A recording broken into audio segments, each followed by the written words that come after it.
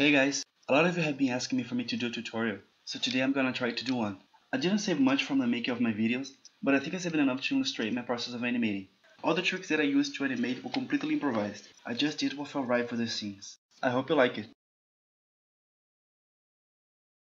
First I tried to break the animation to key points, because if I animate straight ahead, the joint is gonna change size, and also it makes it easier to visualize the movement of the character this way. As you can see, the drawing doesn't look really good in this part because I don't really worry about it. All that matters for me is if the movement feels right. After I'm happy with the way the animation looks, I add a few more in-betweens. And then I use a second layer so I can draw every single frame all over again and add all the character details. And then we'll look a little bit like this. Now I use the third layer so I can clean it up again and color it.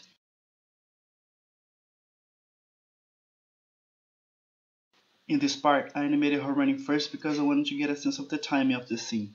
So what I did was animate a stick figure and then I moved on to the background.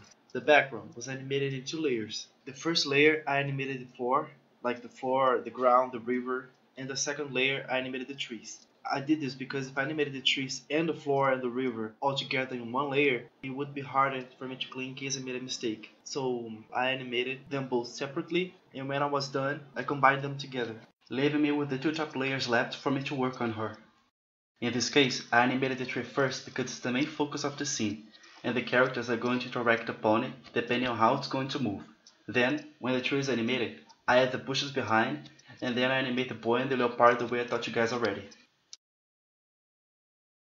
Sometimes, it's good to separate the animation into body parts. For example, if only the hand is moving, there's no point in drawing the entire body over and over again. Animating only what's going to move saves you time and patience. And if the movement is repetitive, then why animate several times the same thing?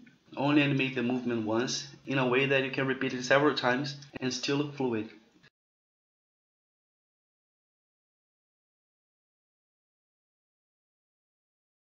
You cannot add sound on flipaClip. I use Movie Maker to sync the sound to the animation, and Audacity to create the sounds in case I need it. It depends on the animation. If I want something moving really fast, I might raise the frame rate, but usually I just use 12 frames per second. So this was my first tutorial. Tell me if it helped you guys at least a little bit. I'd love to hear feedback, and if you have any questions or something you'd like to see me doing my next animation, tell me below. I'm searching for ideas to keep my channel active more often. See you in my next video. Bye!